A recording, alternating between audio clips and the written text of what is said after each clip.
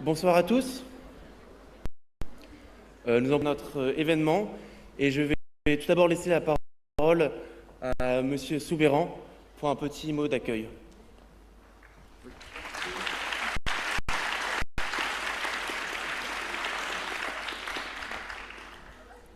Bonsoir, Madame la Ministre, Madame la Préfète, Mesdames, Messieurs.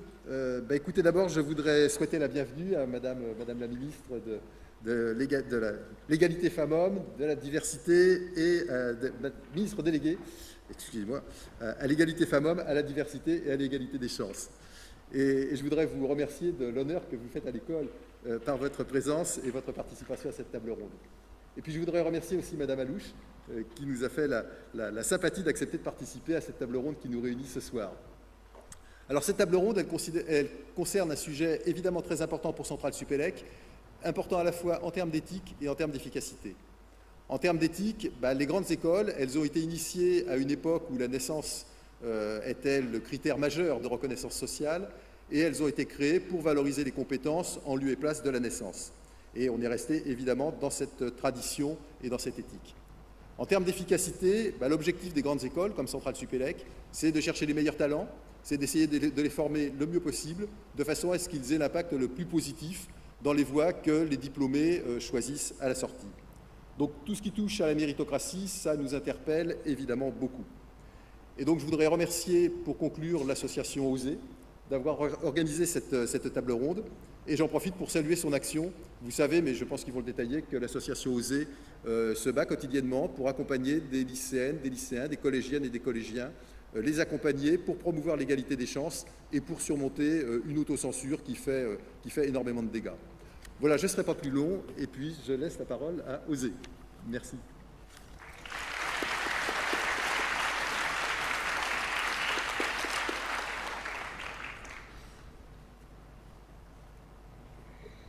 Merci Monsieur Soubeyran pour ce mot d'introduction.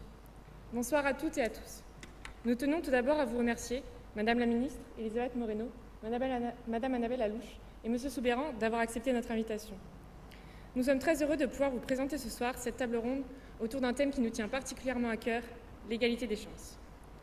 Mais avant tout, qui sommes-nous? OSER est une association de l'école qui intervient auprès de lycéens et de collégiens provenant de milieux défavorisés dans le cadre du dispositif des cordées de la réussite. Nous accompagnons ces élèves dans leur transition vers l'enseignement supérieur en leur aidant à construire un projet personnel à la hauteur de leurs ambitions. Nous les aidons à dépasser les difficultés qu'ils rencontrent, en particulier du fait du manque d'informations précises au cours de leur scolarité et d'une autocensure fréquente. Toujours dans cette idée, nous cherchons à attirer davantage de jeunes femmes dans les filières scientifiques sélectives. Nous sommes dans un système scolaire qui se dit méritocratique et qui reproduit pourtant les inégalités sociales. En effet, le livre blanc du groupe Ouverture sociale de la Conférence des grandes écoles, publié ce 16 février, indique que 67% des enfants de cadre obtiennent un diplôme de l'enseignement supérieur au-delà de la licence, contre seulement 16% des enfants d'ouvriers. Cette statistique interpelle, et nous pouvons dès lors nous demander, la méritocratie est-elle toujours juste? Pour en discuter avec nous ce soir, nous avons le plaisir d'accueillir 3 invités d'exception. Madame la Ministre, née à Tarrafal au Cap-Vert, vous passez une partie de votre enfance dans notre département de l'Essonne. Vous obtenez une maîtrise en droit des affaires à Paris-Est et plus tard un double executive MBA de l'ESSEC et de la Mannheim Business School en Allemagne. Vous complétez votre formation à l'École nationale de la magistrature afin de devenir juge consulaire. Après avoir cofondé votre entreprise, passé 3 ans chez France Télécom, puis 12 ans chez Dell, vous rejoignez Lenovo France et en devenez présidente directrice générale 1 an plus tard. Femme engagée, vous vous investissez en parallèle auprès d'associations œuvrant en faveur de l'éducation, de l'inclusion et de la mixité professionnelle. Vous fondez ainsi la Casa Cabo Verde à Paris en 2008. Vous devenez vice-présidente de la Fédération des associations capverdiennes de France et membre du Cercle Interrel. Le 6 juillet 2020, vous êtes nommé par le président de la République Emmanuel Macron, ministre délégué auprès du Premier ministre, chargé de l'égalité entre les femmes et les hommes, de la diversité et de l'égalité des chances. Madame Alouche, vous commencez vos études à l'IEP Strasbourg en relations internationales, avant de rejoindre la Sorbonne pour y suivre un master en sociologie des institutions politiques et de l'action publique. Vous rédigez un mémoire à l'École des hautes études en sciences sociales sur l'évaluation du dispositif d'ouverture sociale à l'ESSEC et une thèse à l'IEP de Paris ayant pour titre « L'ouverture sociale comme configuration éducative, pratique et processus de socialisation et de sélection des milieux populaires dans les établissements d'élite, une comparaison France-Angleterre ». Vous avez publié 2 ouvrages sur le thème de la méritocratie, la Société du concours en 2017 et Mérite en 2021. Vous êtes actuellement maître de conférence à l'Université Jules Verne Picardie. Monsieur Soubeyran, vous êtes un ancien élève de l'École normale supérieure et ingénieur général du corps des mines. Vous êtes d'abord directeur des mines et de l'énergie en Nouvelle-Calédonie, puis directeur du développement et des relations industrielles. Vous travaillez 3 ans chez Elf Exploration Production, puis 4 ans à la Compagnie Générale de Géosciences. Vous rejoignez ensuite le ministère de l'Enseignement supérieur en 2004, où vous occupez les postes du conseiller technique scientifique, puis d'adjoint au directeur général de la recherche et de l'innovation. De 2012 à 2016, vous dirigez les mines Paritech, puis l'INPI jusqu'en 2018. Vous êtes actuellement directeur de Centrale Supélec. Nous vous remercions encore une fois pour votre présence ce soir et je vais maintenant laisser la parole à Félie et à Paul pour la suite de cette table ronde.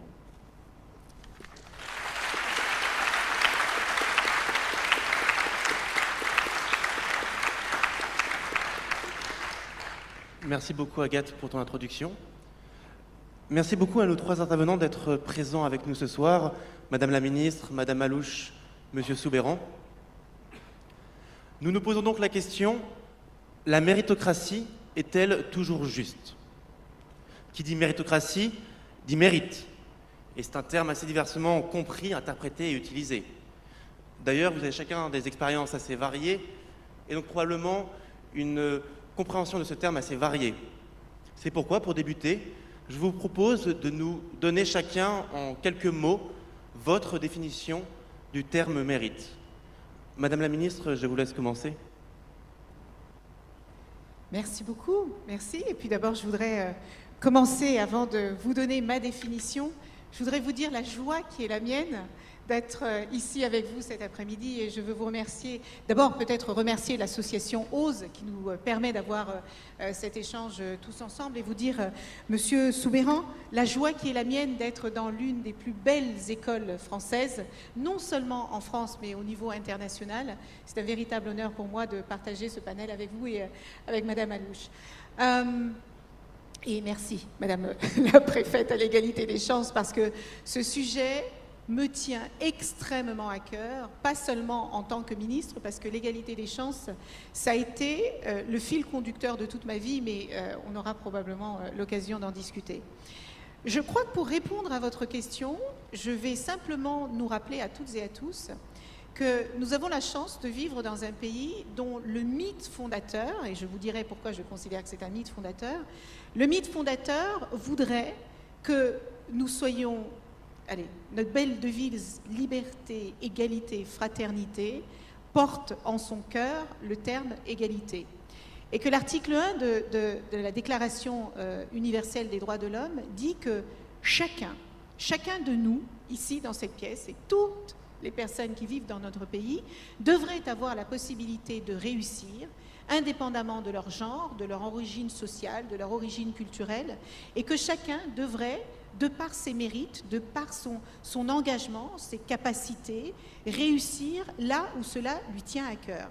Mais on se rend bien compte, et si vous avez décidé de parler de cette thématique, c'est qu'on se rend bien compte que malheureusement, ça n'est pas une réalité. Souvent, lorsque je me déplace et que je vais dans les écoles, les jeunes me disent « Mais Madame la Ministre, l'égalité n'existe pas ».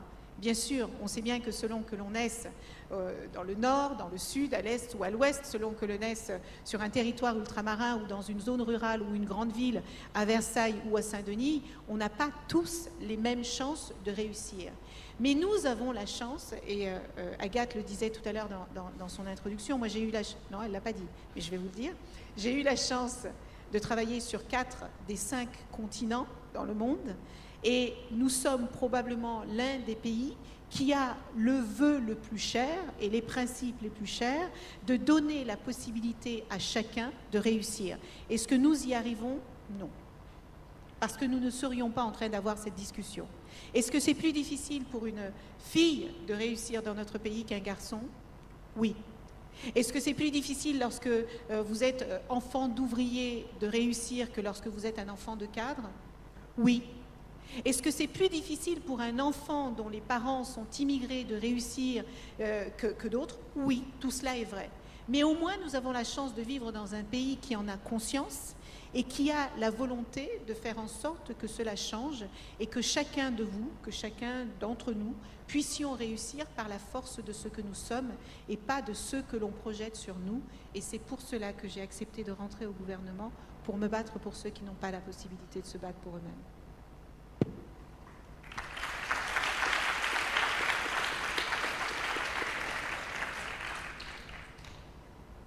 Madame Alouche, je vous laisse...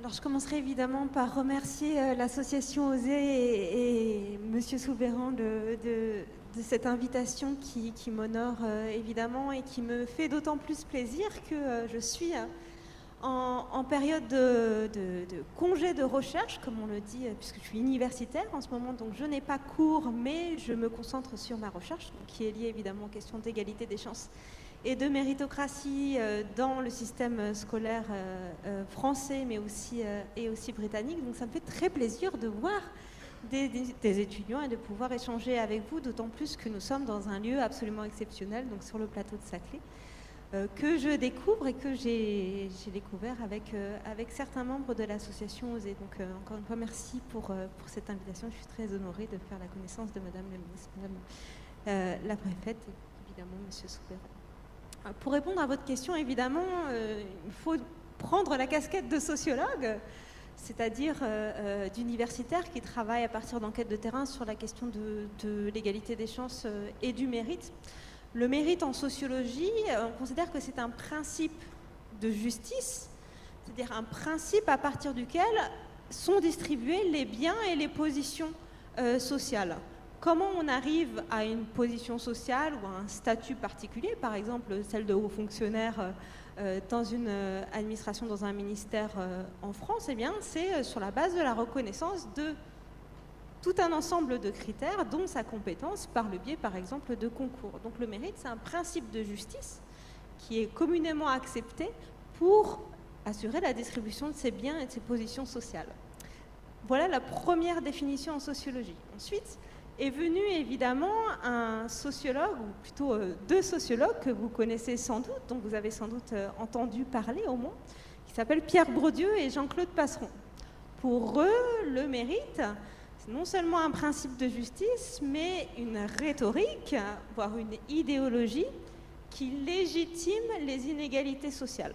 Pour Bourdieu et Passeron, à partir de leurs travaux, notamment Les Héritiers, donc qui est un livre, peut-être le premier livre qui parle de l'enseignement supérieur français en situation de massification, qui est sorti en 1964, ils disent que finalement la méritocratie n'existe pas, c'est une rhétorique qui naturalise en quelque sorte les inégalités sociales et qui les dépolitise. Qui les dépolitise en faisant quoi? En faisant croire à ceux qui sont les perdants de la méritocratie, on reviendra sur ce point un peu plus loin dans la conférence, qu'il est naturel qu'ils soient les perdants, parce qu'ils auraient moins mérité que d'autres.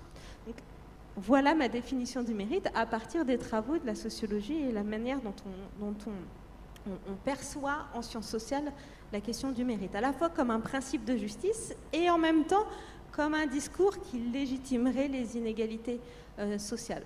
On pourrait y ajouter 1000 choses, je préfère passer la parole.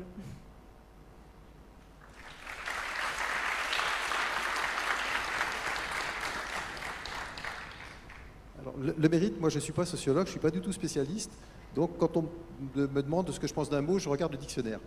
Et il y a trois définitions dans le dictionnaire en fait. Je prends le dictionnaire de l'Académie française parce que c'est la référence et puis parce que c'est une fondation reconnue d'utilité publique, donc je considère que c'est un gage d'indépendance. Il y a trois définitions. Il y a une définition qui dit que le mérite, c'est un ensemble de qualités qui rendent une personne ou ses actions dignes d'estime et de louange. Il y a une deuxième définition, c'est une qualité remarquable dans l'ordre moral et intellectuel. Et puis une troisième définition qui est liée à la théologie chrétienne, donc qui est moins, qui rend digne de la miséricorde divine, c'est un peu hors sujet. Mais il y a deux définitions surtout, les deux premières qui me paraissent les plus importantes. Qualité d'action digne d'estime et de louange, première définition. Et deuxième définition, qualité remarquable d'ordre moral ou intellectuel. La première définition de mérite, ça renvoie par exemple à l'ordre du mérite, c'est-à-dire des services éminents qui ont été rendus à la collectivité ou à la France et qui justifient une distinction dans cet ordre national du mérite. Évidemment, quand on parle d'école d'ingénieurs, ça va être plutôt un mérite d'ordre intellectuel, et d'ordre intellectuel assez spécifique dans les domaines, je dirais, de sciences dures, maths, physique, ingénierie. Ce qui me paraît important, c'est de ne pas être réducteur sur le mot mérite. Les mérites peuvent être extrêmement variés. Et je pense que l'important dans la vie et l'important dans la formation et dans l'éducation, c'est d'accompagner chaque enfant et chaque jeune dans son épanouissement. Ce qui compte, in fine, c'est l'épanouissement, c'est de trouver la voie dans laquelle on se sent bien, dans laquelle on peut se réaliser. Et il n'y a pas un mérite intellectuel, ingénierie ou autre, ou sciences dures. Il y a autant de diversité de mérites que d'individus. Et ce qu'il faut, c'est arriver à ce que chacun puisse épanouir son propre mérite et à ne pas avoir une vision trop resserrée de ce qu'est un mérite, parce que sinon on fabrique de l'exclusion. Ah, si vous n'avez pas fait Polytechnique ou Centrale Supélec, alors vous avez raté votre vie. Et si je dis ça, c'est qu'il y a des gens qui vivent très mal parce qu'ils ont eu Centrale Supélec, ils ont raté Polytechnique, et ils en gardent une frustration. Pour moi, c'est calamiteux, à tout point de vue. Mais donc c'est pour ça, attention à ne pas avoir une définition trop restrictive du mérite en le limitant à un mérite intellectuel en sciences dures. Je pense que l'important, c'est au contraire que chacun trouve sa voie.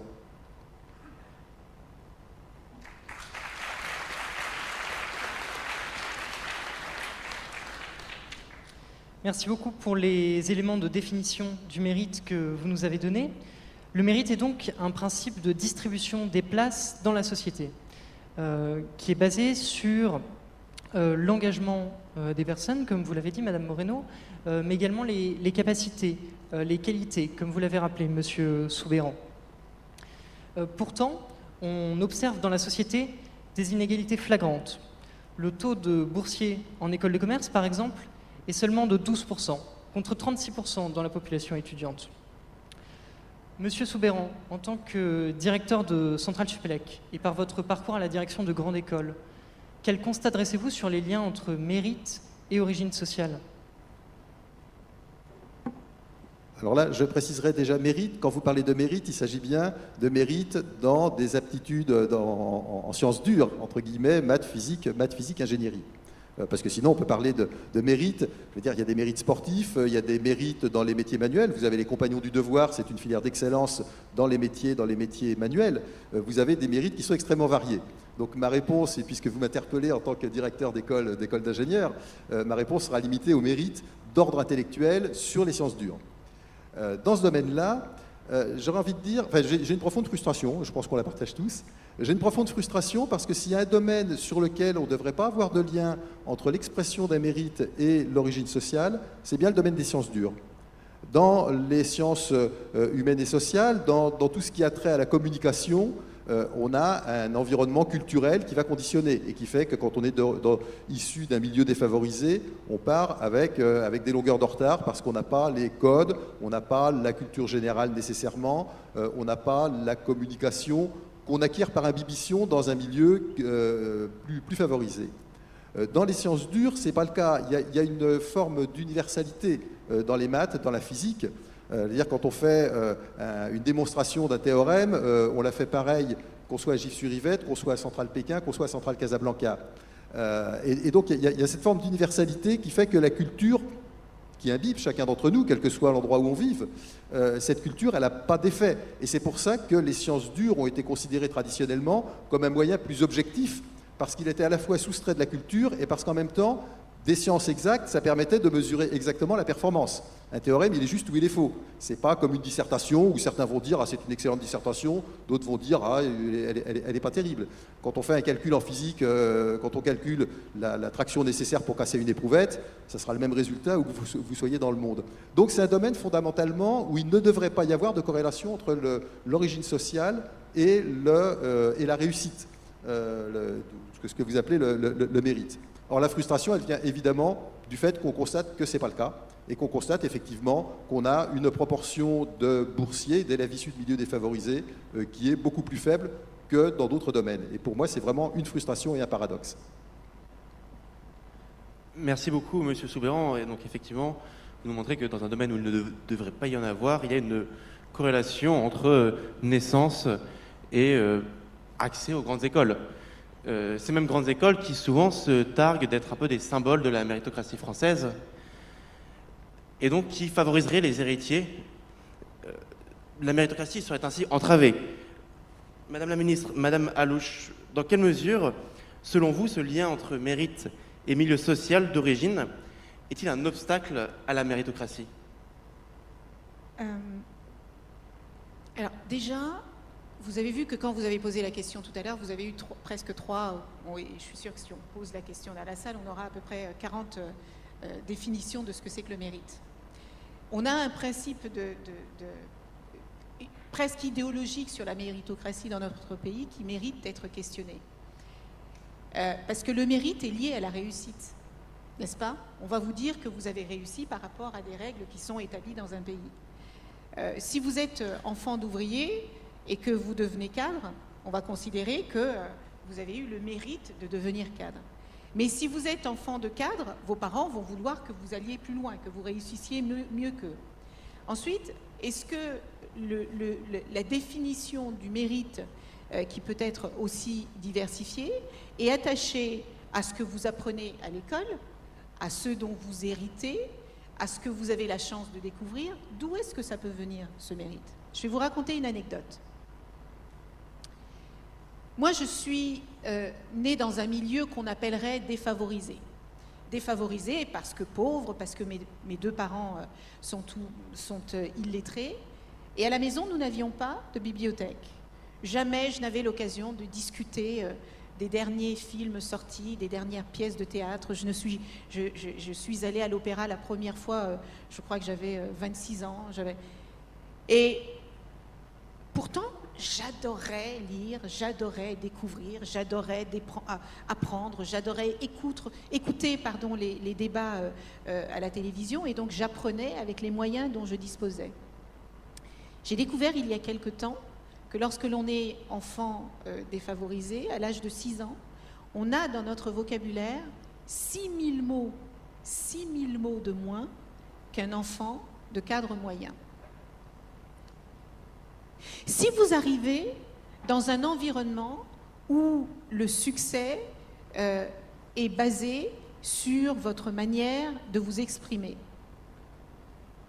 comment voulez-vous réussir en compétition avec un enfant qui a 6000 mots de plus que vous? C'est impossible. Je vais vous raconter une autre anecdote. Lorsque je suis devenue adolescente, je crois que c'est au niveau de la fin de 3e, vous savez, on vous demande de remplir ce document où vous mettez vos vœux des études que vous souhaitez faire après. Et moi, j'indique que je veux devenir avocate, parce que j'avais été confrontée à tellement d'injustices que je voulais défendre les gens. Voilà. Et mon CPE de l'époque me dit non, avocate, c'est pas bien pour vous. Je dis mais pourquoi? Il me dit parce que vous n'allez pas y arriver. Je dis mais pourquoi j'y arriverai pas? C'est ce que je veux faire. Il dit non, c'est vraiment pas une bonne idée. Vous devriez faire un CAP. Et très sincèrement, je lui dis mais est-ce qu'en faisant un CAP, je peux devenir avocate? Parce que je ne savais pas. Moi, je croyais qu'il, me voyant insister, il se disait, bon, ok, on va la laisser faire, on va laisser essayer, on va l'envoyer un CAP. Et il me dit non, mais je vous dis que ça n'est pas fait pour vous. C'est-à-dire que cette personne, qui savait finalement d'où je venais et quel était mon cadre familial, avait décidé pour moi ce que je pouvais faire de ma vie ou pas. Et elle avait considéré que parce que mes parents étaient illettrés, j'étais trop stupide pour devenir avocate.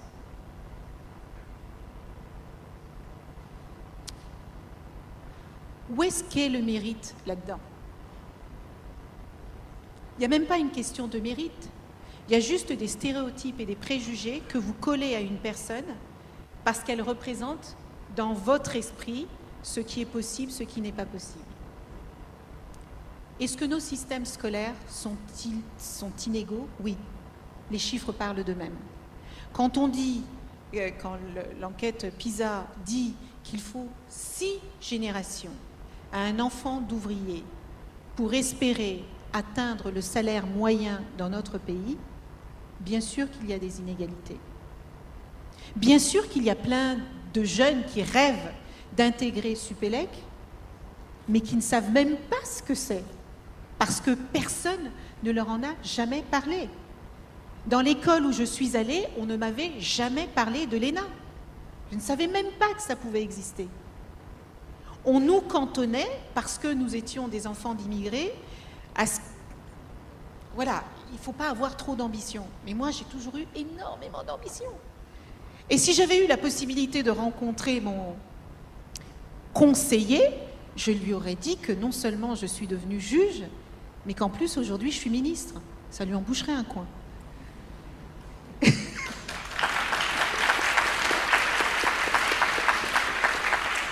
Donc je crois que les inégalités, elles sont là. Les préjugés et les stéréotypes nous collent à la peau. Nous ne partons pas tous avec les mêmes chances. Et c'est pour ça qu'il faut saluer toutes les initiatives qui sont prises, et en commençant dès le plus jeune âge, parce que les inégalités se creusent dès le plus jeune âge. Soit vous avez la chance d'hériter d'un bon environnement qui vous permet de réussir, même si vous êtes moyen, vos parents vont mettre tellement de moyens en place que vous allez finir par réussir à un moment ou à un autre. Mais quand vos parents n'en ont pas les moyens, il ne faut pas que vous considériez que vous ne réussissez pas parce que vous êtes paresseux, parce que vous êtes bête, parce que ceci, parce que cela. C'est simplement parce que parfois vous ne bénéficiez pas des mêmes possibilités de réussite que les autres. Et c'est là que les politiques publiques rentrent en ligne de compte quand Jean-Michel Blanquer décide que l'école doit être obligatoire dès l'âge de 3 ans, c'est pour permettre à tous les enfants d'avoir les mêmes chances de réussir dès l'âge de 3 ans. Quand il décide de dédoubler les classes de CP et de CE1 dans les quartiers populaires ou dans les quartiers défavorisés, c'est parce qu'on sait que les enfants dans les quartiers populaires ont plus de difficultés que d'autres. Donc on a pléthore de moyens de lutter contre ces inégalités, et ça commence dès le plus jeune âge et dès l'école. Merci beaucoup, et nous aurons l'occasion de revenir sur les mesures à mettre en place. Madame Alouche, peut-être souhaitiez-vous rebondir sur cette méritocratie entravée ? Oui, alors la méritocratie est fondamentalement entravée, effectivement, depuis le plus jeune âge. Le mérite et la méritocratie, c'est ce qui structure, c'est un principe qui structure l'organisation scolaire des plus jeunes âges, c'est-à-dire peut-être pas à la crèche, mais à partir du moment où vous rentrez dans une école, et à partir du moment où l'école en France est une bureaucratie, une institution qui répond à un certain nombre de normes et de procédures, dont fait partie également, dans une certaine mesure, la compétition, que ce soit une compétition qu'on a intériorisée en tant que bon ou mauvais élève, ou que vos parents l'aient intériorisée pour vous. Ça structure effectivement cette expérience scolaire française et aussi évidemment dans de nombreux pays où les inégalités, notamment de salaire ou de position sociale, sont articulées aux différentiels scolaires en fait. Ce que je voulais dire effectivement, c'est que l'école nourrit les inégalités, et il y a un effet propre de l'école. Souvent on considère en fait que l'école ne fait que reproduire les inégalités dans la société, donc celles entre les familles, telles que Madame la ministre les a très bien décrites. On n'arrive pas devant la porte de l'école, que ce soit la maternelle ou une grande école, du même point de départ, évidemment.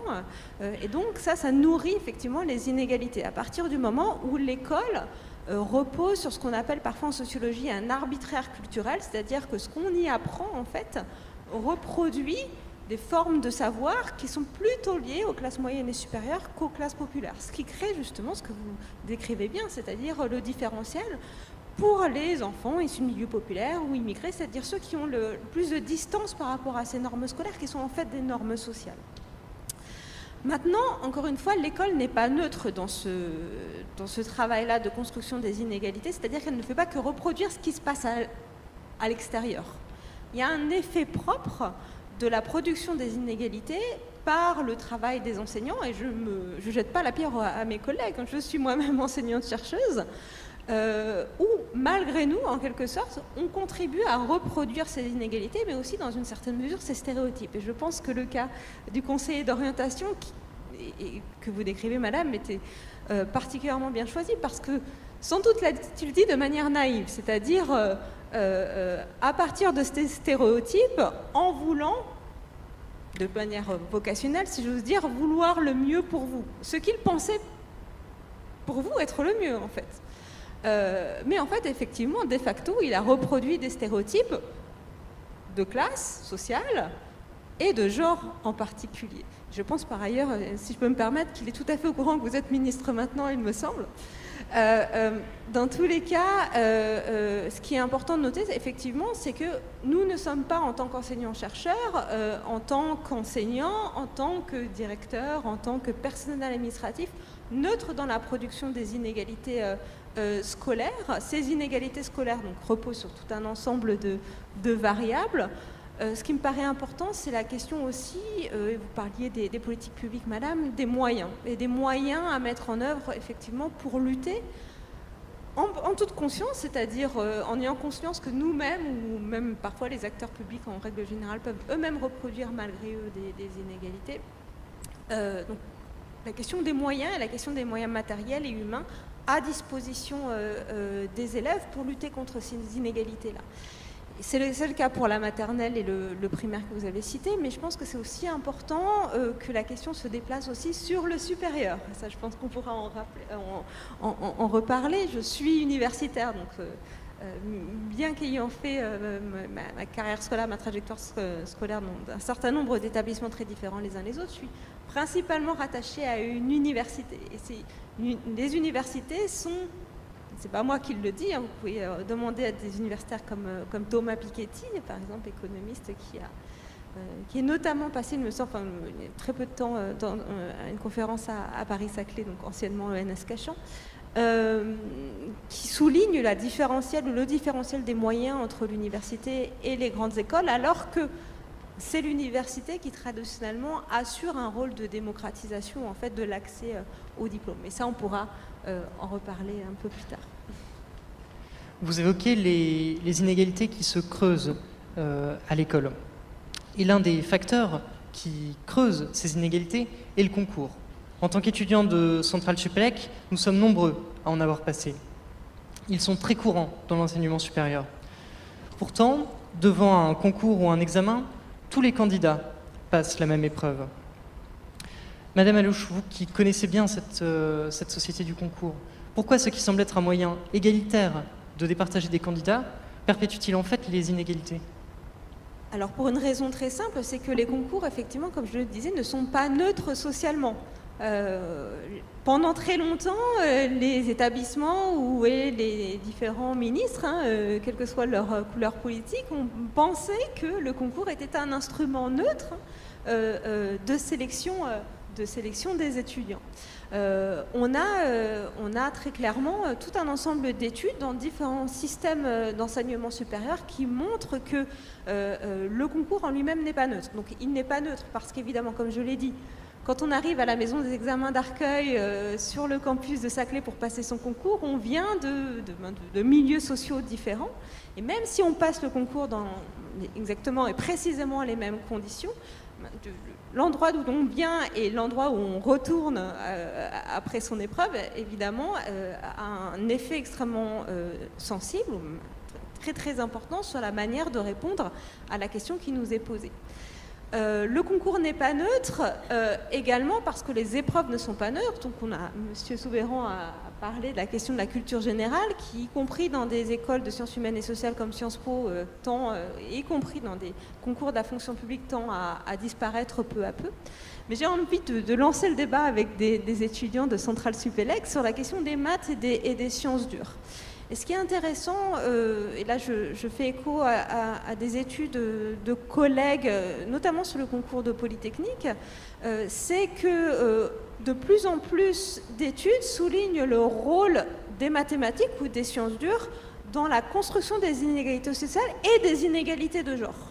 C'est-à-dire que, et donc je vais citer en particulier une étude qui a été menée par un sociologue qui s'appelle Pierre François, qui a longtemps été professeur de sociologie à l'école Polytechnique, justement, qui a travaillé sur les rapports du concours de l'école Polytechnique dans l'histoire de l'école Polytechnique et qui souligne à quel point finalement la rétribution du raisonnement et l'élégance de ce raisonnement pouvait être un critère pour donner une meilleure note par rapport à une copie qui trouve le résultat, mais avec un raisonnement qui est jugé en fait plus laborieux. Et ce que dit Pierre François, c'est que justement les inégalités sociales, y compris dans les épreuves de sciences dures, elles peuvent se loger dans la valorisation par l'évaluateur de ce raisonnement plus ou moins élégant.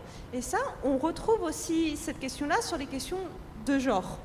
Et ce qu'on appelle les catégories d'entraînement professoraux qui valoriseront un certain type de comportement à l'égard des problèmes de mathématiques ou de physique, etc., qui sont plutôt associés à des normes masculines, comme la prise de risque, cet étudiant a pris un risque en proposant ce raisonnement-là, etc. Et donc, je le valorise à ce titre-là.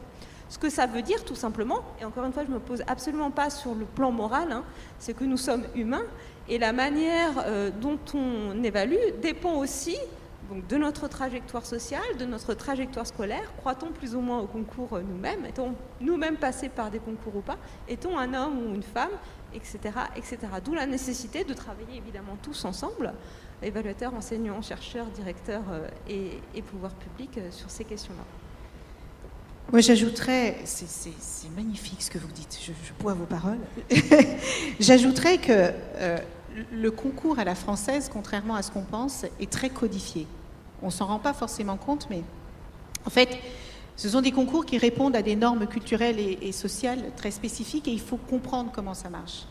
Si vous ne bénéficiez pas des mêmes aides, ne serait-ce que pour la préparation, vous qui avez passé plein de concours, vous savez bien qu'il y a une manière de se préparer pour ces concours. Si vous n'avez à la fois pas les mêmes informations et pas la même préparation, vous ne pouvez pas y arriver. C'est comme si vous êtes tous sur la même ligne de départ, parce qu'on se dit, bah, les concours c'est bien, c'est égalitaire, puisque tout le monde a la même ligne de départ. Mais c'est comme si quelqu'un partait avec des baskets extraordinairement... vous savez, celles qui vous font bondir, là, avec les tenues de sport qui vous permettent de ne pas transpirer, là, et puis à côté, vous avez quelqu'un qui court pieds nus et qui court... voilà, et ben, c'est pas la même chose. C'est pas la même préparation, et donc vous ne pouvez pas avoir les mêmes chances de réussite. Et à côté de ça, il y a une question des jurys qui vont être dans ces concours. Je vais vous donner un parallèle qui est celui du monde de l'entreprise. J'ai passé 30 ans de ma vie dans le monde de l'entreprise en commençant tout en bas et en montant les échelles, enfin les escaliers un à un. Et je vais vous dire qu'il y a une chose vraiment qui me fascine, c'est que aussi bien dans les concours que dans le monde, on va dire, dans les jurys de la BPI par exemple, pour permettre aux femmes de trouver des financements pour leur entreprise, il y a exactement les mêmes biais et les mêmes préjugés. C'est-à-dire que si vous voyez une femme, vous allez automatiquement vous dire qu'il est possible qu'elle réussisse moins qu'un homme. Et donc automatiquement, vous allez vous dire, mais est-ce que c'est une bonne idée pour moi d'investir sur elle? Donc vous voyez bien que les lignes de départ ne sont absolument pas les mêmes. C'est pareil pour les concours dans les écoles. Si vous avez des jurys qui sont composés à 90% d'hommes, les filles perdent leurs moyens. Elles ne vont pas oser s'exprimer de la même manière que s'il y avait 50% de femmes, 50% d'hommes. Et les hommes ayant leurs préjugés, comme les femmes ont leurs propres préjugés, eh bien, vous n'avez pas les mêmes chances de réussir. Et puis enfin, je crois que tant qu'on n'encouragera, en fait, tant qu'on ne dira pas aux filles qu'elles peuvent avoir confiance en elles, qu'elles sont extraordinaires, qu'elles sont brillantes, que vous êtes intelligente, que vous êtes belle, que vous êtes forte, que rien ne vous résistera. Si vous décidez que rien ne vous résistera, on n'y arrivera pas. Parce qu'il faut que vous sachiez qu'il faut atteindre à peu près l'âge de 40 ans à une fille pour atteindre le même niveau de confiance qu'un homme. Vous vous rendez compte? Alors, mesdames, on va se dire que vous le savez maintenant, si vous ne le saviez pas avant, et que vous n'allez pas perdre autant de temps, et que chaque matin, lorsque vous allez vous lever, vous vous rappellerez que vous êtes brillante, que vous êtes extraordinaire, et que vous allez tout péter.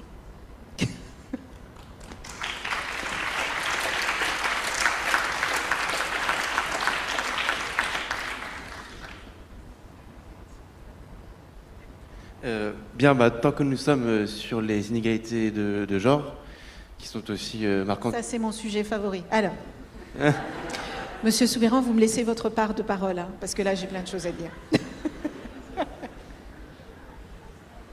Eh bien, effectivement, comme vous le disiez, on remarque des inégalités, et même au niveau des écrits, on remarque une différence de réussite entre femmes et hommes, et on se retrouve aujourd'hui avec des promotions d'ingénieurs où il y a seulement un quart de femmes, et encore moins dans des écoles, par exemple la Centrale Supélec, où on atteint plutôt les 19%. Donc, Comment expliquer de telles inégalités entre femmes et hommes naissant dans un même milieu? Et que faire pour y remédier, en particulier lors de l'accès aux études supérieures? Alors, donc, par quel biais je vais prendre ce sujet? Je voudrais... Alors, je vous disais tout à l'heure que j'ai passé 30 années de ma vie dans le monde professionnel, dans la société civile. J'ai commencé ma carrière dans le monde du bâtiment, ça s'est fait par hasard, où j'ai dirigé une entreprise familiale pendant une dizaine d'années. Et puis ensuite, je suis rentrée dans le monde des nouvelles technologies, où j'ai passé les 20 dernières années de ma vie. Et ma dernière responsabilité, j'étais vice-présidente du groupe Hewlett-Packard pour le continent africain. Ce ne sont que des mondes extrêmement masculins et des mondes où, en général, on trouve très peu de femmes, que ce soit le bâtiment ou les nouvelles technologies. Et il ne vous a pas échappé que je n'ai pas de diplôme d'ingénierie, ni de technologie. Et ça ne m'a pas empêché de diriger Lenovo en France en tant que PDG et HP Afrique. Je pense qu'il faut qu'on se rende compte, que les jeunes femmes se rendent compte et qu'on se rend compte dans notre pays qu'un métier sur 3 qui sera créé dans les 5 prochaines années aura une composante scientifique, mathématique, technologique et ingénierie. Si on n'a que 30% des femmes qui étudient dans ces secteurs, on va avoir une terrible pénurie de talents dans quelques années. C'est-à-dire qu'au-delà des inégalités de chances et d'opportunités que cela sous-entend pour les femmes dans notre pays, qui vont rester cantonnées aux métiers les moins reconnus, les moins valorisés, alors même que ce sont des métiers essentiels. Parce qu'on peut se poser la question de comment notre pays aurait fonctionné si pendant ces 2 années de crise sanitaire, on n'avait pas eu les infirmières, les aides-soignantes, les médecins, les professeurs d'école, les personnes qui sont dans le nettoyage, etc., etc. Ce sont des métiers absolument indispensables qui sont portés par des femmes, mais ce sont en général les métiers les moins reconnus, les moins valorisés et les moins payés. Si les filles continuent d'aller dans les secteurs dits féminins et les garçons dans les secteurs dits masculin et deviner où on est le mieux payé, où on considère qu'on réussit le mieux, eh ben, ce sont ces secteurs-là. Et donc, il est absolument capital et essentiel que, les parents ne freinent pas les jeunes filles quand elles leur disent « je veux devenir électromécanicienne ». Parce que les préjugés et les stéréotypes commencent à la maison. Il y a des métiers de filles, il y a des métiers de garçons. Non. Tout comme il n'y a pas de talent de filles et de talent de garçons, il n'y a pas de métier de filles, il n'y a pas de métier de garçons. Peut-être qu'à l'époque de Cro-Magnon, où il fallait être costaud pour courir après le bison, il fallait être un homme pour le faire. Mais aujourd'hui, il n'y a absolument aucun métier qu'une femme ou qu'une fille ne puisse pas faire. Et il faut absolument qu'on ait davantage de jeunes femmes qui soient dans l'ingénierie, dans les sciences, dans les technologies, parce qu'il y va d'une question d'égalité des chances et de compétitivité et d'innovation, parce qu'une fille n'innove pas comme un garçon, parce qu'on n'a pas la même perception du monde, et sans faire de stéréotypes ou de préjugés, tout ça est extrêmement complémentaire. Et puis, je crois que quand on a fait voter Marie-Pierre Rixain, qui est la présidente du droit des femmes à l'Assemblée nationale, a fait voter une loi qui va... en fait, dans cette loi, il y a un index filles-garçons dans les études supérieures, pour s'assurer que dans les écoles comme Supélec, on n'est pas 70% de garçons et 30% de filles, et que dans les écoles d'infirmières ou d'infirmiers, il y ait 80% de filles et 20% de garçons. Il faut absolument qu'on trouve un équilibre et qu'il y ait une mixité dans les métiers. Et pour cela, il faut que les jeunes découvrent dès le plus jeune âge les métiers qui se cachent derrière les technologies, par exemple. Si vous dites à une femme, tu sais, les technologies, c'est pas être enfermée dans ta cave à tapoter sur ton clavier toute la journée, à bouffer des chips. et que vous lui dites que grâce aux technologies aujourd'hui, vous pouvez aider un médecin qui est à New York, peut aider un médecin qui est à Accra à faire une opération chirurgicale, tout de suite ça donne un autre sens. Donc il faut sortir des stéréotypes d'études, se dire qu'on peut ne pas être ingénieur et devenir et travailler dans les plus grandes boîtes technologiques. En fait, il faut démystifier les études et se dire que derrière les diplômes, il y a des vrais métiers et que découvrir tous ces métiers vont nous permettre de nous rendre compte de ce qui est bon pour nous, de ce qu'on aime ou de ce qu'on n'aime pas. Parce que, encore une fois, la réussite, ça n'est pas avoir un bac plus 18 et être malheureux comme une pierre.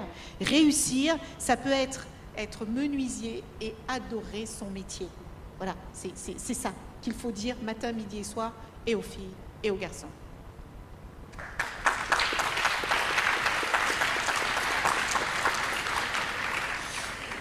Oui, peut-être sur la question des inégalités de genre, je voulais ajouter quelques éléments. Donc, je suis tout à fait d'accord sur la question de la nécessité de déconstruire les stéréotypes au sein des formations et de l'école hein, sur les métiers.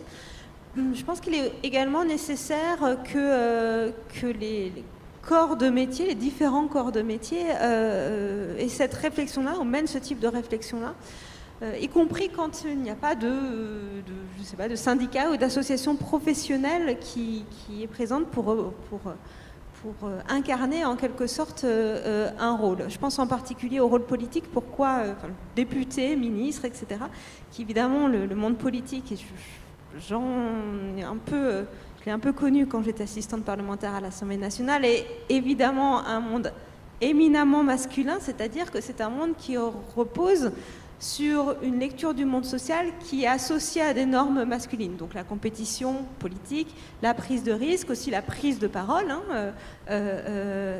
Et malgré des changements dans les lois, dans les cadres législatifs et constitutionnels comme la parité, eh bien, on arrive à un point où même les femmes, alors évidemment je ne me permettrai pas de parler pour vous, mais je pense à l'expérience d'autres ministres dans d'autres gouvernements qui ont pu être insultés au sein même de l'Assemblée nationale, donc qui incarnent quand même la démocratie en France et la parole du peuple.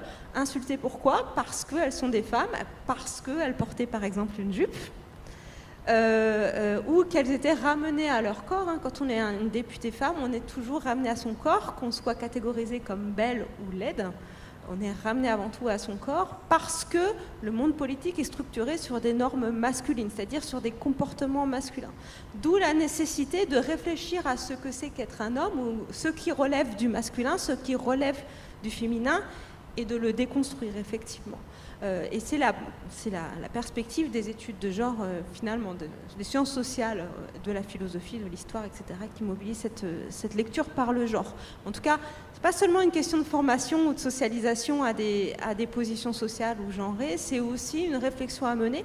Et j'ai parlé du monde politique, je pourrais aussi parler évidemment du monde de l'université et de la recherche, qui est également un monde qui est structuré par le masculin, toujours pour les mêmes raisons, la prise de risque, l'innovation, la compétition, etc., la prise de parole également.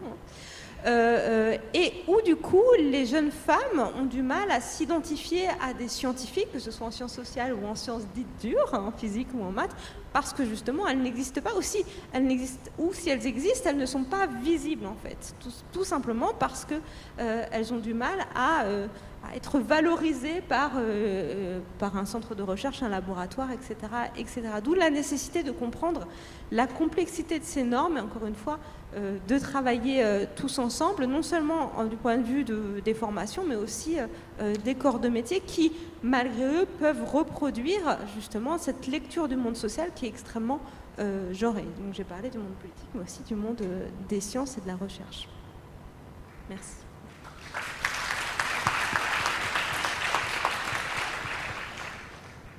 Monsieur Souberan, vous vouliez ajouter quelque chose?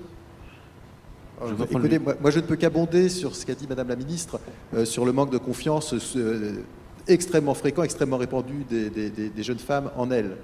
Et ça, c'est un enjeu capital. Il y a deux sujets qui sont liés. Il y a les stéréotypes, effectivement, qui sont plaqués de façon inconsciente et en voulant le bien des élèves, mais où on est amené à leur appliquer des stéréotypes. Et il y a à côté le manque de confiance des jeunes femmes qui les bride à la fois pendant leur formation et même pendant une partie de leur vie professionnelle. Alors je ne suis pas qualifié pour savoir si c'est à partir de 40 ans qu'on arrive à dépasser ce stade-là, mais j'ai régulièrement vu ou eu des témoignages que même dans la vie professionnelle, une femme, quand on va lui proposer une promotion, elle va dire « Ah mais j'ai pas forcément toutes les compétences, là sur ce sujet j'ai pas », alors qu'un homme va dire « Oui, pas de problème, je fais », alors même qu'il aura moins de compétences a priori. Et ça, c'est un obstacle majeur. Et en tant que manager, ce que beaucoup d'entre vous, j'espère, seront, il faut en être conscient. Quand vous proposez une promotion à une femme, il faut systématiquement l'accompagner. Beaucoup plus qu'un homme qui dira non, mais il n'y a pas de problème, qui aura beaucoup plus a priori confiance en lui. Et ça, c'est un vrai obstacle dans le milieu professionnel. Et c'est pour ça que pendant les études, avoir des rôles modèles féminins, pouvoir promouvoir des figures féminines, c'est extraordinairement important. Et en ce sens-là, je suis ravi qu'on vous ait, Madame la Ministre, je pense que vous êtes une belle incarnation de rôle modèle. Mais c'est très important parce que c'est ça qui donne confiance, c'est la meilleure, sinon la seule façon de donner confiance à des jeunes filles pour se dire si d'autres y sont arrivés, moi aussi je peux peut-être y arriver. Sinon, elles vont être victimes de leur autocensure et puis du poids inconscient que toute la société fera peser sur elles. Je peux juste vous Très partager rapidement, quelque oui. chose, parce que puisque nous avons des jeunes femmes qui vont bientôt rentrer dans le monde professionnel, ce que vient de dire Monsieur Soubeyran est tout à fait juste. Je ne peux pas vous raconter le nombre de fois où j'ai ouvert des jobs et j'avais en tête la candidate idéale. Alors non seulement elle ne postulait pas, mais quand j'allais la chercher, elle me demandait si j'étais sûre qu'elle était capable de le faire. Alors qu'il y avait eu 3 hommes qui avaient frappé à mon bureau pour me dire « Ah bah quand même, il était temps que tu l'ouvres ce job, il est parfait pour moi. » Ben non, tu n'as pas les compétences, mais bien sûr que si, que je les ai. Et en fait, ce qu'on dit dans le monde de l'entreprise, c'est qu'un homme avec 80% de compétences, il y va, une femme avec 120% de compétences, elle se posera encore la question de savoir si elle y va. Donc vous voyez bien que notre manière de réfléchir et de penser, nos capacités ne sont pas les mêmes, ou nos compétences ne sont pas les mêmes que les hommes. On n'a pas le même regard, on n'a pas les mêmes bases de comparaison. Et souvent, en plus, les femmes me disaient bon d'accord, si tu insistes, mais il faut que j'en parle à mon mari, ou il faut que j'en parle à mon copain. Jamais un homme ne m'a dit attendez, il faut que j'en parle à ma femme, même s'il allait le faire.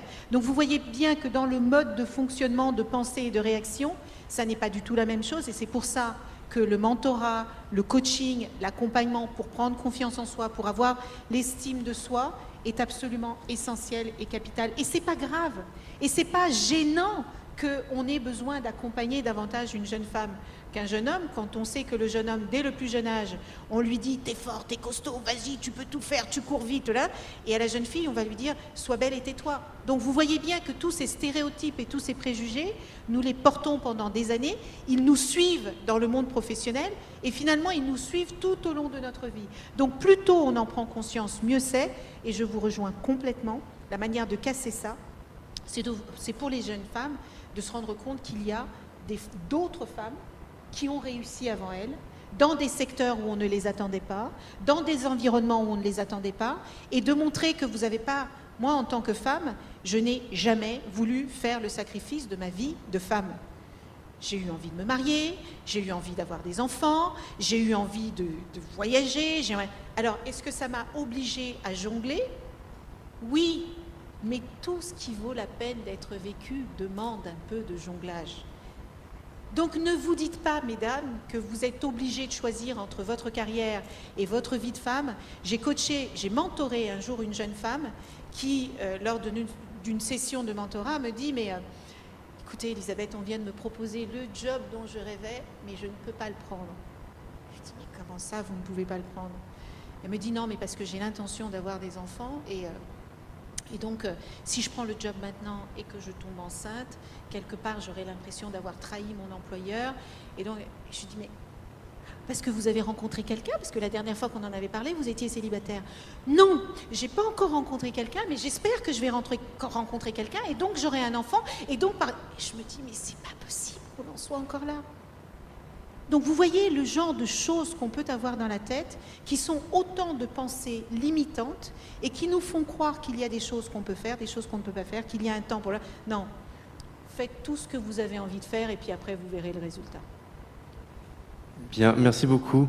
Nous allons devoir nous arrêter là si nous voulons laisser un peu de temps à notre public. Je propose donc de passer à une série de questions du public. Si quelqu'un dans l'audience a une question à poser, qu'il lève la main et un micro viendra à lui.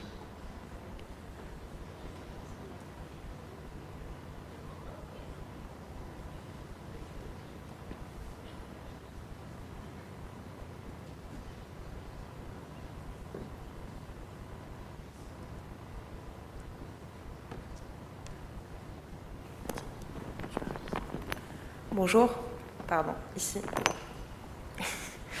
Bonsoir, merci pour vos interventions respectives. J'aurais une question sur les moyens, parce que depuis tout à l'heure, on pose des constats, ok, les inégalités commencent très tôt, elles s'aggravent avec le temps, mais qu'est-ce qu'on fait concrètement?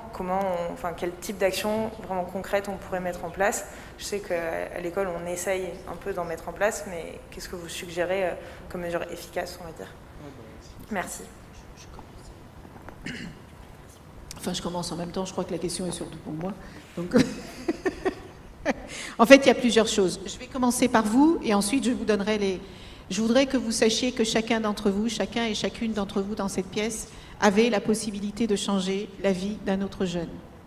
Il suffit que vous décidiez de mentorer un jeune qui n'a pas eu forcément les mêmes chances que vous de réussir, de lui parler des différentes études possibles, de lui ouvrir l'horizon, de lui ouvrir votre réseau. Et vous ne pouvez pas imaginer l'impact que ça peut avoir dans la vie de cette personne. Première chose. Après, au sein du gouvernement, en fait, on a fait beaucoup de choses. L'une des choses qu'on a faites, c'est le plan mentorat. Le président de la République a estimé qu'il y a une forme de fracture sociale dans notre société qui fait qu'il n'y a plus de mixité sociale. On ne se mélange plus, on ne se parle plus. Et si les gens restent entre eux, dans l'entre-soi, eh ben, on ne va pas se tirer vers le haut.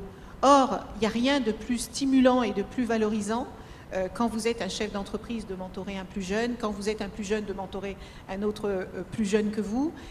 Et donc, le président de la République a ouvert un plan de mentorat extrêmement large. Je crois qu'il veut 200 000 mentors d'ici la fin de l'année 2022. Et je peux vous dire que le mentorat, ça peut véritablement transformer une vie. Ensuite, on a créé des cités éducatives. C'est-à-dire qu'on a mis en un seul lieu des grandes écoles, des entreprises et des associations qui sont le trio vertueux pour pouvoir accompagner les jeunes dans leur développement, pour trouver un stage, pour découvrir des métiers, pour former un pipeline. Et le fait de pouvoir amener ces personnes à se rencontrer là où probablement ils ne l'auraient pas fait de cette manière s'il n'y avait pas eu ce dispositif, eh bien, c'est un moyen pratique et concret également d'avancer. Le fait d'avoir mis en place les cordées de la réussite pour permettre à des jeunes de découvrir des études qu'ils ignorent complètement, c'est aussi une façon de lutter contre ces inégalités de destin. Le fait d'avoir renforcé les moyens dans l'éducation prioritaire, je vous le disais tout à l'heure, les dédoublements de classes, ou alors offrir un repas aux enfants qui vont à l'école sans manger. Si vous allez à l'école sans avoir petit déjeuner, vous n'avez pas le même niveau de concentration, etc. Eh bien, on a distribué 400 000 repas gracieux pour que ces enfants puissent étudier dans de bonnes conditions. On a également... Je vous parlais tout à l'heure de l'index égalité filles-garçons dans l'enseignement supérieur qui a été voté à la fin de l'année dernière, justement pour briser ces études genrées. Et puis, on a aussi travaillé sur les jurys d'admission pour qu'ils soient plus équilibrés et pour casser les préjugés et les stéréotypes qu'on peut avoir quand on est dans un jury qui n'est pas suffisamment genré. Donc, je pense que toutes ces actions cumulées, alors malheureusement, moi je voudrais qu'on en voit les fruits beaucoup plus rapidement, mais le fait d'avoir dédoublé les classes de CP et de CE1, on n'en verra les fruits que dans 10 ou 15 ans. Mais il faut pouvoir planter ces graines le plus rapidement possible pour en tirer les fruits le plus rapidement possible. Bonjour. Ma question, elle ne s'adresse pas seulement à vous, mais qu'est-ce que vous pensez de la discrimination positive en tant que moyen de réduction des inégalités? Merci. Vous voulez... Je prends? Ok. Je vous disais tout à l'heure que j'avais eu la chance de travailler sur les 4 continents et la discrimination positive est quelque chose qui se pratique beaucoup aux États-Unis. J'ai travaillé plus de 15 ans pour des boîtes américaines. Et j'ai vécu aussi en Afrique du Sud, où il y a une très forte discrimination positive pour lutter contre les inégalités que vous connaissez. Ni aux États-Unis, ni en Afrique du Sud, ça n'a véritablement marché. Et je voudrais que vous sachiez qu'une discrimination ne peut jamais être positive. Parce qu'une discrimination positive répare des discriminations qui sont négatives. Alors je sais bien que plus et moins, ça se neutralise, mais là en l'occurrence, ça ne marche pas. Parce que parfois les inégalités sont tellement importantes qu'on n'arrive pas à les rattraper après. Je pense qu'il faut parfois forcer le destin. Et quand, par exemple, on vote une loi pour qu'il y ait 40% de femmes dans les postes de dirigeants dans les COMEX et les comités de direction dans 8 ans, c'est parce qu'on se dit que malgré le fait que les femmes soient aussi diplômées que les hommes, eh ben, il y a quand même ce plafond de verre qui fait qu'on n'y arrive pas. Quelque part, c'est une forme de discrimination positive. Mais c'est vexant d'être recruté parce que vous êtes un quota. On voudrait tous être recrutés parce qu'on est compétent, parce qu'on a fait de bonnes études, parce que ceci, parce que cela. Je pense que pour éviter de tomber dans la discrimination positive, il faut lutter contre les discriminations dès le plus jeune âge, dès l'école, à tous les niveaux et à tous les échelons. Et aujourd'hui, si on doit réparer certaines discriminations par des actions positives, législatives en l'occurrence, c'est parce qu'on a laissé avant trop de discriminations s'installer qui donnent des résultats catastrophiques. Et donc, même de manière temporaire, il faut donner une impulsion positive pour réparer des erreurs du passé. Donc, apprenons de nos erreurs du passé pour réparer ces inégalités dès le début et ne pas avoir à faire de discrimination positive plus tard, parce que c'est pas agréable d'entendre « Ah bah toi, tu as été recruté parce que tu es une femme » ou « Ah bah toi, tu as été recruté parce que tu es noir » ou « Parce que toi, tu as été recruté parce que tu es handicapé ». Enfin, c'est insupportable et c'est une atteinte à la dignité humaine qui n'est pas acceptable. Donc, travaillons sur ces sujets en amont pour ne pas avoir à faire de la discrimination positive en aval.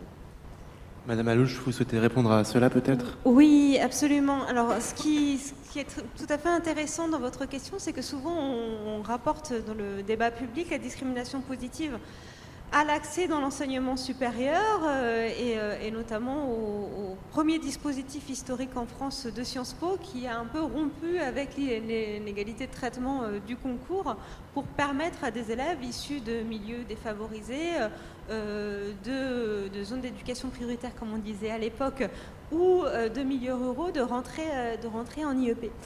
Ce qui est intéressant en fait, c'est que cette démarche de discrimination positive en termes de politique publique, c'est en fait beaucoup plus ancien que ça et c'est absolument pas américain. Quand vous pensez à l'éducation prioritaire, donc les fameuses zones d'éducation prioritaire devenues les réseaux, des réseaux d'éducation prioritaire pour aller rapidement, c'était déjà des actions compensatoires. Quand vous réfléchissez aux lois et à la manière dont elles prennent en compte, par exemple, l'inflation ou le prix de la consommation des biens de consommation dans les Outre-mer, c'est aussi des formes de discrimination positive. Donc on vit beaucoup plus dans un cadre légal et dans un cadre social en termes de normes sociales qui est fondé sur la compensation, l'action compensatoire qu'on ne le pense en général. Et ça, c'est important de s'en souvenir, il me semble. Je voulais aussi peut-être, si je peux me permettre, aussi rebondir sur la question de Madame et revenir sur la question du mentorat et de ce fameux rôle de role models. Peut-être à partir d'enquêtes, encore une fois, sociologiques, notamment dans le milieu qui est mon milieu professionnel, c'est-à-dire l'enseignement supérieur et la recherche, où on a des formes de mentorat aussi, notamment dans des disciplines scientifiques dites de sciences dures, où il y a très peu d'enseignantes-chercheuses qui sont justement des femmes, et à ce titre-là, sont amenées à mentorer, que ce soit des étudiantes ou des collègues qui veulent avoir une carrière dans ce milieu professionnel-là. seul point négatif, mais c'est quand même, et non des moindres, et il faut quand même le rappeler, c'est que cette situation-là identificatoire a des effets positifs, mais ce qui a des effets négatifs, c'est qu'on en arrive à des situations de double service. C'est-à-dire que du coup, comme ces personnes-là sont encore des minorités, que ce soit des minorités genrées, ethniques ou des minorités sociales, on a tendance à, ou du moins ces environnements professionnels-là ont tendance à faire reporter sur ces personnes tout le coût, si j'ose dire, de l'identification, du mentorat, etc. Ce qui fait que pour ces collègues-là, en particulier les collègues femmes dans des milieux professionnels très masculins ou dans des disciplines particulièrement peu féminisées, elles ont des doubles services, c'est-à-dire qu'elles ont leur service d'enseignement, leur service de recherche, et en plus elles ont ce service de mentorat-là dont on considère que personne ne peut le faire à leur place, en fait, puisqu'on les associe aux minorités ethniques, aux minorités sociales, aux minorités de genre qu'on souhaite cibler.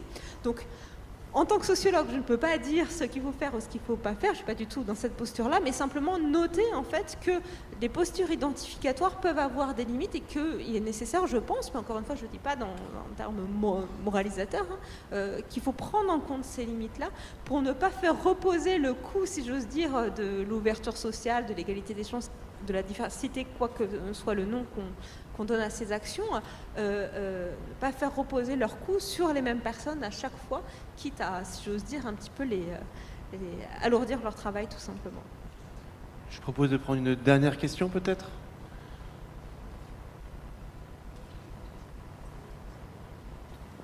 Ah oui. Vous parliez tout à l'heure de zones d'éducation prioritaires et j'aimerais revenir sur ces questions d'inégalité géographique.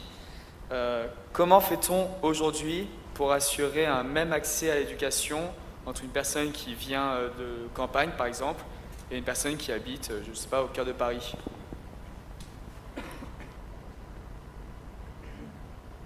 Ça, c'est une question très importante parce que elle peut s'appliquer aux personnes qui vivent dans les zones rurales. On a quand même 30% de la population française qui vit dans les zones rurales, ou les personnes qui vivent sur les territoires ultramarins et qui n'ont pas accès forcément au même cadre d'enseignants que d'autres jeunes. Et en vérité, il y a, je vais vous donner un exemple de choses concrètes qui ont été faites, les internats d'excellence.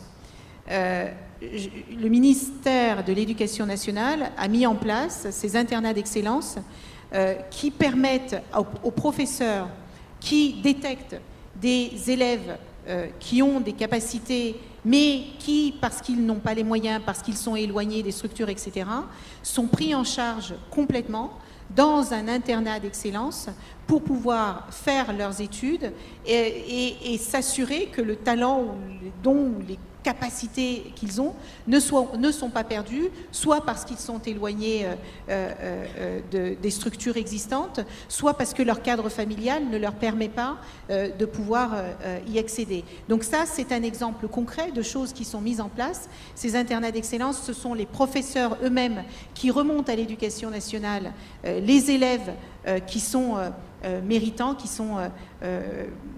méritent d'être accompagnés, mais qui n'en ont pas les moyens. Et l'État prend en charge et accompagne ces jeunes parce que, évidemment, si vous êtes une famille défavorisée et que vous ne pouvez pas payer un studio à votre enfant pour qu'il vienne à Gif-sur-Yvette ou qu'il aille dans une grande école à Paris, il ne faut pas pour autant que cet enfant n'ait pas la possibilité de réussir.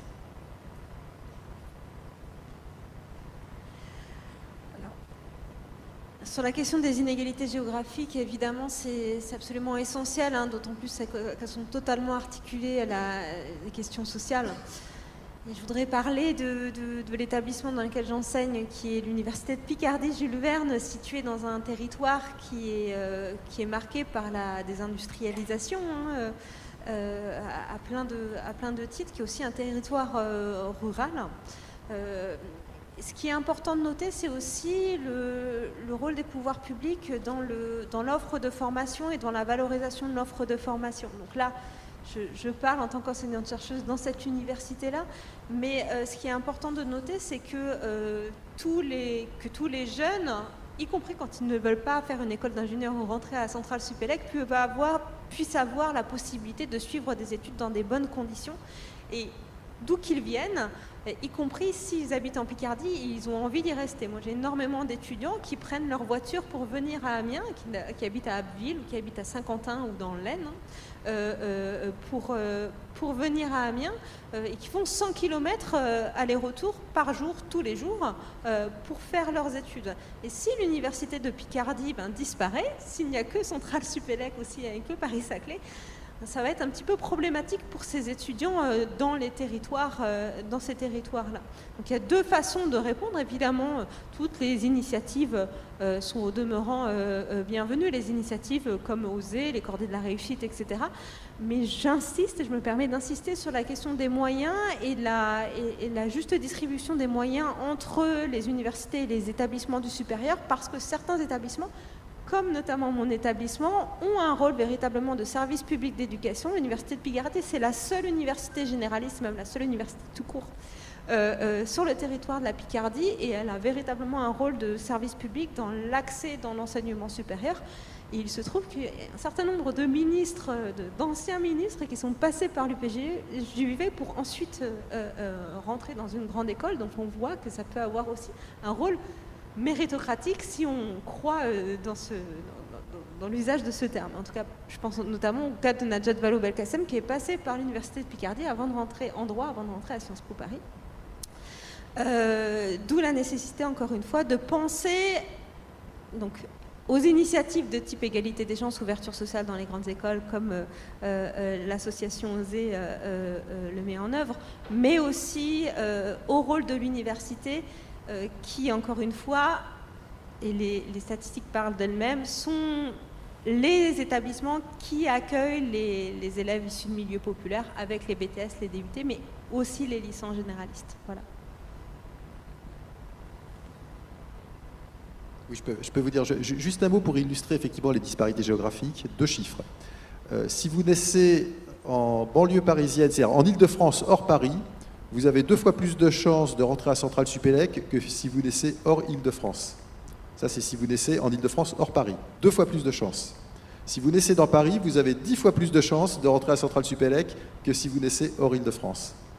Ça veut dire qu'on a là aussi une disparité qui est colossale.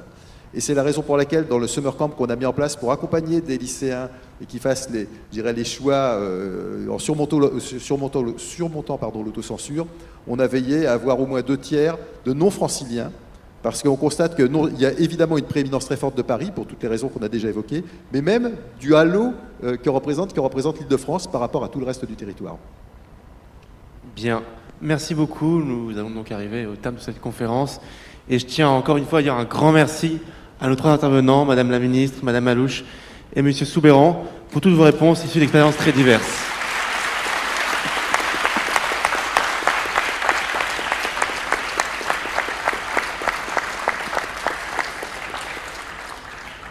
Attendez, avant que vous ne filiez, je ne sais pas si vous avez déjà eu l'occasion de parler à une préfète à l'égalité des chances. Je ne sais même pas si vous savez ce que fait une préfète à l'égalité des chances, et j'aimerais bien que Madame la préfète vous dise ce qu'est son métier. Merci Madame la Ministre. Donc effectivement, une préfète à l'égalité des chances, déjà, je ne suis pas sûre que tous vous sachiez ce qu'est un préfet, donc ce qu'il fait au quotidien. Donc c'est un poste un peu particulier, il y en a 10 en France. Ce sont des préfets qui sont nommés auprès du préfet d'un département pour s'occuper justement de l'égalité des chances, donc dans les départements de l'Île-de-France, à Lille, à Lyon et à Marseille. Donc c'est un poste qui a pour objet d'aider justement les jeunes des quartiers prioritaires de la ville et de manière générale les jeunes qui viennent de milieux moins favorisés à justement accéder aux études, à accéder à tous les services, pas seulement aux études, à tous les services possibles, à tous les services publics, et à aider aussi leurs familles à évoluer, à avoir les mêmes droits, les mêmes chances, à connaître leurs droits, parce que c'est déjà la première des libertés, c'est déjà de connaître ses droits. Et donc mon rôle, c'est justement de travailler à la fois sur ces quartiers au renouvellement urbain. Il y a dans l'Essonne à peu près, il y a dans l'Essonne 39 quartiers prioritaires de la ville. Parmi ceux-là, il y en a 14 qui font l'objet de renouvellement urbain, c'est-à-dire qu'il y a énormément d'aides de l'État pour démolir des grands ensembles qui ne sont plus du tout aujourd'hui adaptés à la vie qu'on attend, enfin qu'on peut offrir aux personnes qui y résident. Donc démolir un certain nombre de quartiers, reconstruire, réhabiliter d'autres quartiers.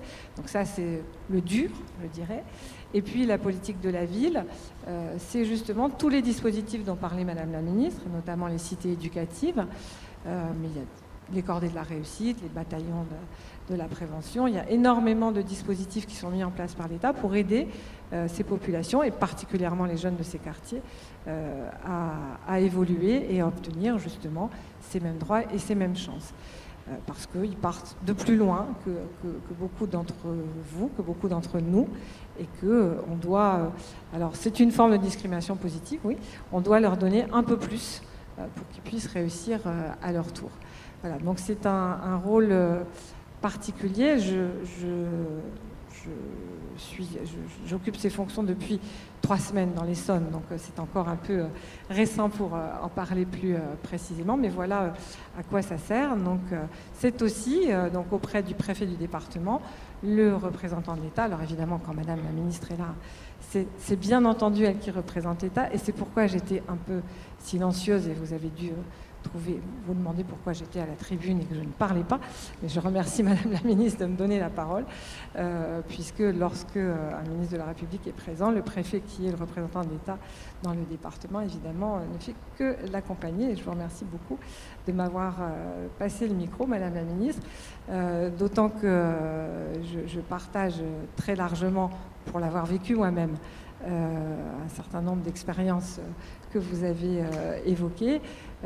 Je citerai juste un petit exemple parce que celui-là m'a tellement mise en colère. Lorsque j'ai passé le concours de sous-préfet, ce qu'on appelle le tour extérieur, hein, puisque moi je venais des préfectures déjà, il y a un grand oral au cours duquel on vous pose des questions, on vous met en situation. Et on me dit, voilà, vous allez probablement occuper un poste de directeur de cabinet du préfet. Il est 16h, on vous annonce une prise d'otage dans une banque. Évidemment, vous devez aller sur place avec les forces de police. Sauf qu'il est 16h et vous devez aller chercher votre fils à l'école. J'ai pris sur moi pour ne pas m'énerver. J'ai dit que j'étais déjà organisée au quotidien pour ne pas aller chercher mon fils à l'école tous les jours. Ça aurait été un peu compliqué de partir à 16h. Mais j'avais tellement envie de poser la question, est-ce que vous allez poser cette même question aux candidats masculins qui attendent dans la salle derrière?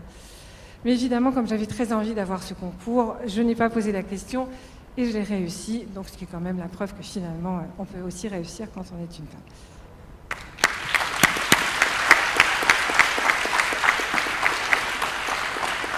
Juste avant que vous partiez, j'ai quelques petits remerciements à faire. Tout d'abord, je souhaite remercier l'école pour tout son soutien à l'association et en particulier dans la construction de la conférence, de la table ronde débat. Je pense en particulier à Monsieur Delaparent, à Madame Carbonel, à Madame Faès, à Monsieur Gagé ou encore à Monsieur Essami. Merci aussi à Madame Colmeller qui nous a beaucoup aidé à construire le contenu de cette conférence. Merci à la Dépiette et surtout à Monsieur De Souza et Monsieur Siguier. Merci aussi aux financeurs d'OSE, donc je pense à la NCT, le rectorat de Versailles, la région Île-de-France, Accueil Consulting et la Fondation Centrale Supélec. Et je pense aussi au Forum de l'école qui a tout particulièrement financé cette conférence. Merci à Iris pour la captation vidéo et la régie, et à Plix pour la couverture photo. Merci à l'association des résidents pour le buffet, au bureau des élèves et à Symposium pour leur prêt de matériel. Et enfin, merci à l'équipe organisatrice d'OSE et à toutes celles et ceux qui ont rendu cette table ronde possible. Enfin, merci à vous tous d'être venus ce soir et je vous souhaite une excellente soirée.